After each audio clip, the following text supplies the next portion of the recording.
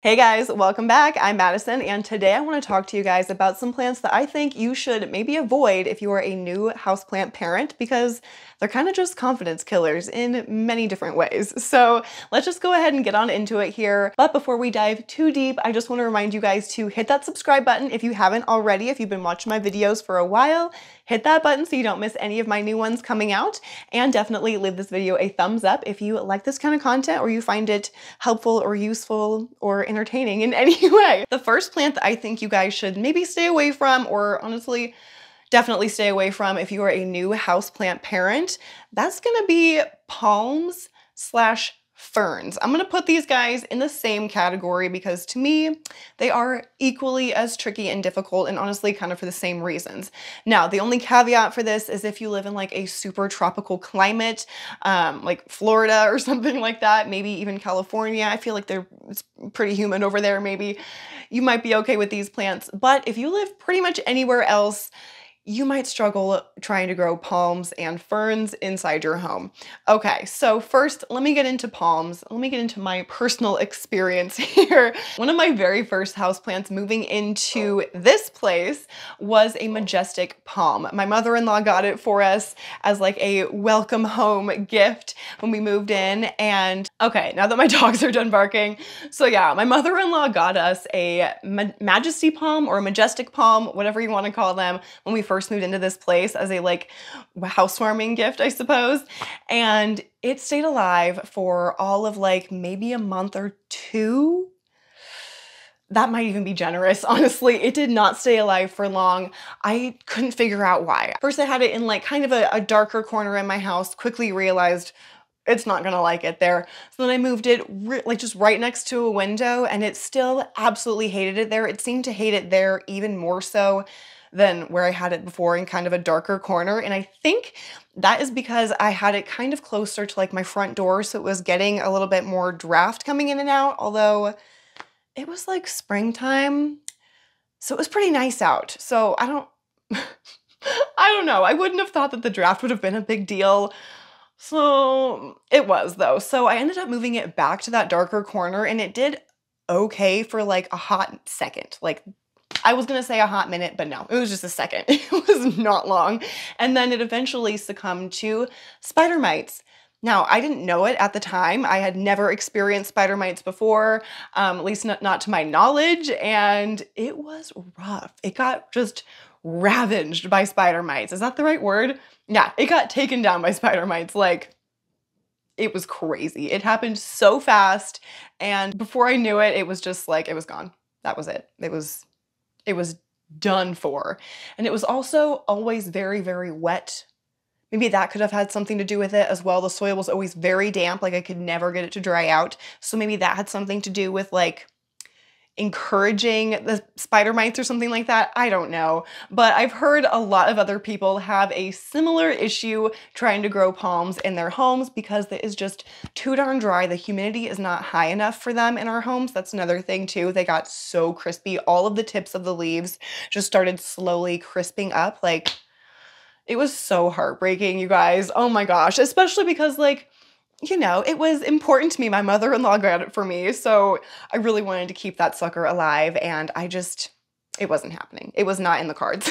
So yeah, if you do want to try to keep a palm in your house, definitely try and put a humidifier next to it. I did have one right by mine. It did not seem to help very much, but it wasn't a very large humidifier. So maybe that would have helped a little bit. And also if I would have known about spider mites and to watch out for those, then I definitely would have treated that plant for pests. But you know, when you don't know, you don't know. So I didn't know. But yeah, I would definitely suggest just either not trying to grow palms in your house unless you live in a very tropical climate, like I said at first, or if you do really, really want to try to grow a palm in your house, I mean, good luck. Good luck to you. I just suggest really checking that sucker for pests, really giving it as high a light as possible, as high humidity as possible. Put it in a bubble or something. I don't know. I don't know. If you guys have luck growing palms in your house, let me know. I've never had luck. I tried growing like a Chinese fan palm also for a while because those are beautiful and they were like in stock at my local grocery store for a while. It was so random. They were gorgeous. And yeah, sure enough, the same thing happened. Spider mites like that. And I knew about spider mites then and I was like treating that plant. Didn't matter. Didn't matter. It was gone. So yeah, stay away from palms. And along the same lines, ferns. Maybe not so much spider mites, but oh my God, they want humidity. And I should have known better. I should have known better. I've only really successfully grown, I'm gonna say 1.5 ferns here in Colorado. I grew a Boston fern once during summer. I did sell it before winter hit, so I don't know how she's doing now. So that's what I'm saying. Actually, let's just call it 1 total. We're gonna call it half and half, okay? Because like, I really successfully grew that Boston fern all summer long, grew it big and bushy. It was gorgeous and lush and just like would never stop growing. But I cut ties with it during winter because I just had a feeling it was gonna die. And it was huge, so I didn't have a spot for it inside. And then the other half plant that is gonna add up to 1 full success kind of growing ferns is gonna be, do I have it over here? I don't know where he is, but oh, this guy. My rabbit foot fern. And now you might be able to tell why I'm only counting this as half of a success because although it is still alive, she's really been taking a downturn. It doesn't look good. It's been really getting crispy. The little like feet are still growing somewhat. I don't know. And I'm not even that worried about it, to be honest with you. So yeah, maybe stay away from ferns, maybe stay away from palms if you are just beginning to grow plants. And honestly, even if you've been growing for a while, maybe stay away from them. They're tricky. They're tricky little suckers. Okay, moving on to the next plant. It's actually going to be another category like that last one was, and that's going to be succulents. I feel like succulents are always marketed towards like new houseplant parents, like, oh, get a succulent, it'll be easy. No. No, it's not. They're not easy. I cannot tell you how many succulents I've killed. Oh my God. Like, I'm sorry. I'm so sorry, succulents. I've done you dirty so many times. Like, I can hardly grow an aloe. I know those are like a little bit easier than succulents, but you guys, succulents are so hard to grow. And I have heard so many death stories of new plant parents trying to grow succulents because they're cheap, they're everywhere. They're marketed as like an easy plant, easy care plant. You never have to water them, blah, blah, blah. Oh my God, you guys, they're so difficult. I don't know. I don't know. It's like growing a cactus for me. I haven't even really tried. I guess I grow euphorbia, but is that the same? They're not the same. They're different, but I don't know. Anyway, I have never really had luck growing succulents ever. I don't know. I guess I want to water my plants too much, but then when I like don't water them at all for a while, they still seem like they get overwatered and then they die. I don't know. I don't know. Like I still can't even like give you any sort of advice on trying to grow succulents if you really want to. Good luck, you guys. Maybe stay away from them. I think those are confidence killers. I think those are major confidence killers, especially because they are so highly marketed towards new plant parents or like get this as a gift for someone. Don't do that. Maybe don't do that unless you know that they love succulents and they like do their succulent thing. Maybe skip it. Maybe skip it for your friend and skip it for yourself. Yeah. I feel like I've never filmed such like a negative video before of like don't try these, but here we are. It's not always sunshines and daisies or whatever, is it? Okay, what's the next one on my, okay. The next one on my list, I had to slam my notebook down because I mean business here. Do not try to grow this plant, especially if you're a new plant person. Stay away from this plant. Avoid it at all costs. It's beautiful, it's cool. They can grow it in malls for some reason, willy-nilly, no big deal, in airports, whatever. The fiddle leaf fig. I'll have a picture here. I will, of course, have had pictures of all the other plants I've been talking about too, but you guys, I had a fiddle leaf fig for quite a while. I had one actually until fairly recently. I finally let my last fiddle leaf fig go to a new home because I had just had enough, you guys. I had had it up to here. It had taken it up to 11, turned it up to 11, and I did not give it permission, okay? They are so picky. Like if you have that picky eater in your family, this is that plant of your plant collection. Like you can't take this plant anywhere for dinner. It's not going to want to eat anything like chicken nuggets and like chocolate milk, and that's it. Maybe I'm projecting, that's like my little brother.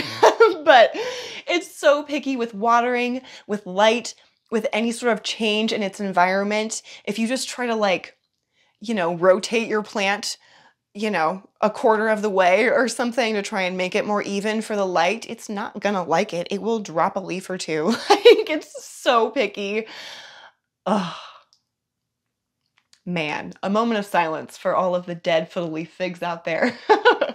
So yeah, not only are they really picky with all of the things I just mentioned, but even if you do water it and you're watering it well and you think you're doing such a great job, if you do some sort of like incongruent watering, I don't know, watering in a way that it doesn't like it too fast, too slow, I don't know, not enough drainage holes or something, you will start to get those like little orange, almost like rust looking spots. They will especially show up on the emergent leaves. They sometimes will fade away, but sometimes not.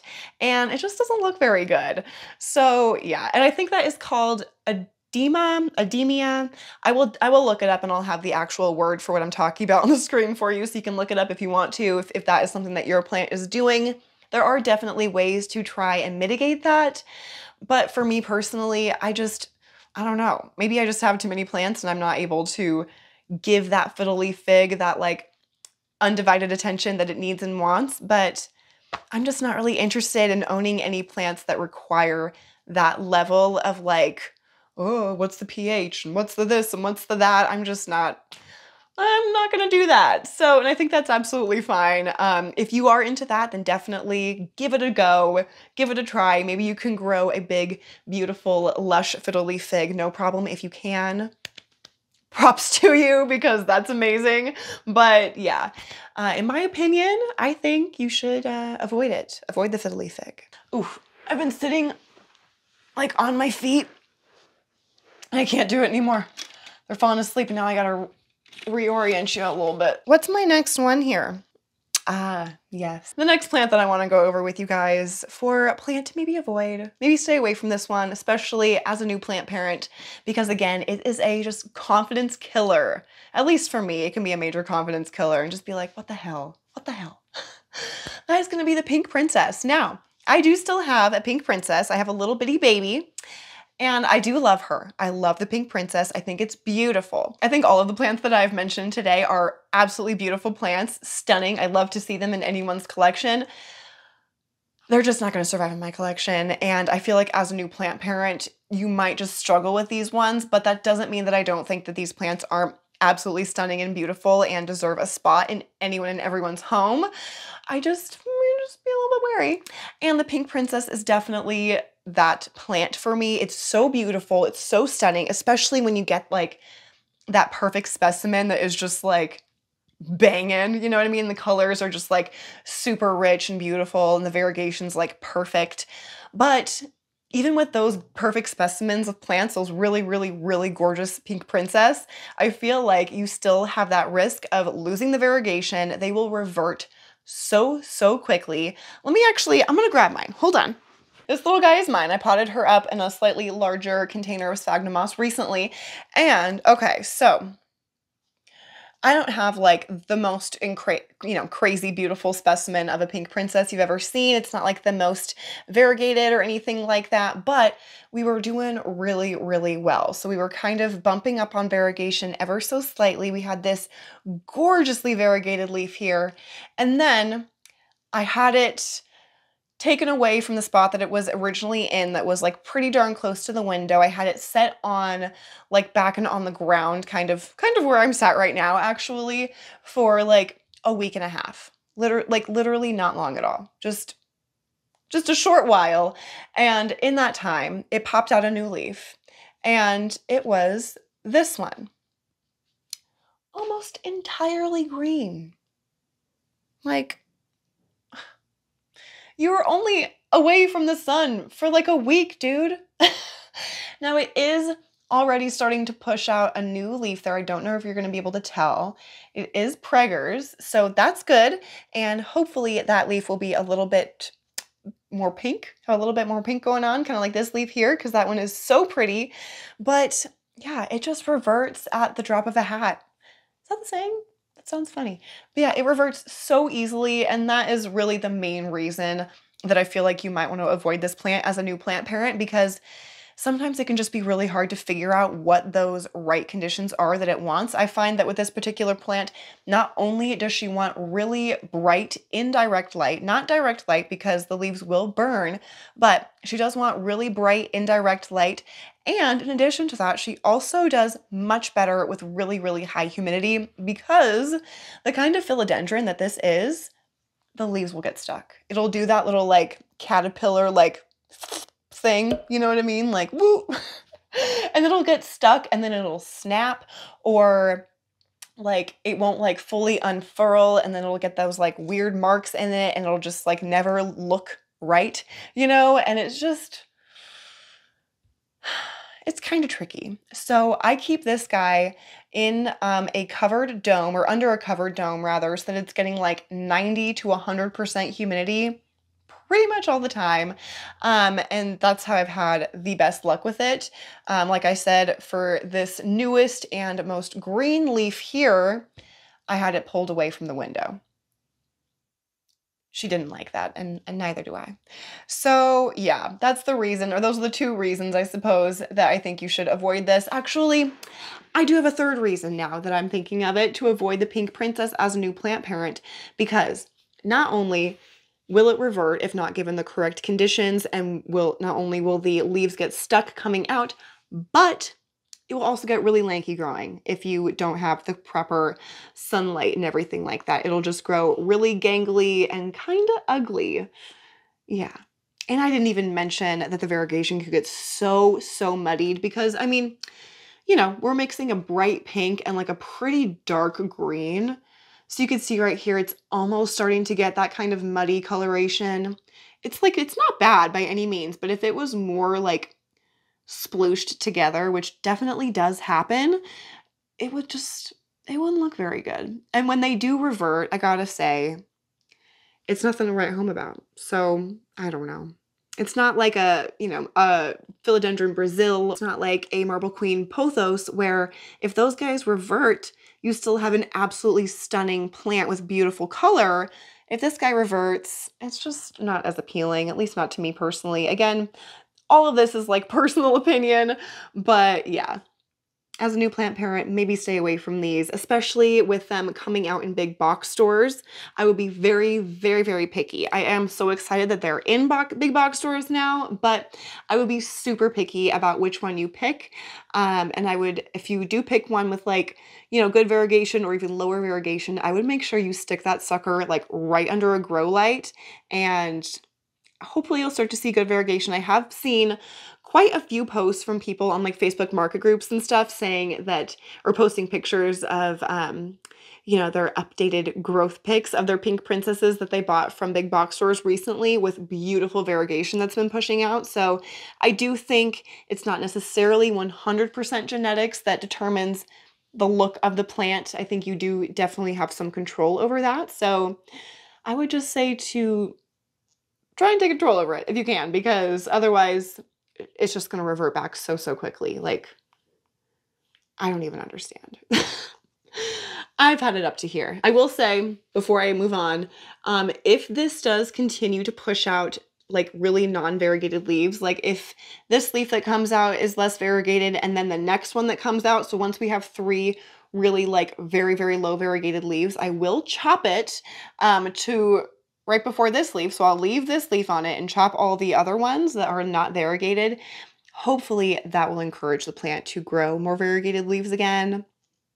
But we'll see. We'll see what happens. Pink Princess, maybe avoid it. All right, you guys, I think that is gonna do it for the plants that I think you should maybe avoid as a new plant parent. Let me know what you guys think of the plants that I picked, or like the categories of plants that I picked for these ones. Would you stay away from them? Do you have luck growing them? Am I crazy? I mean, I know I'm a little bit crazy, but let me know what you guys think down below. And I hope you enjoyed watching this video. I will see you guys in the next one very soon.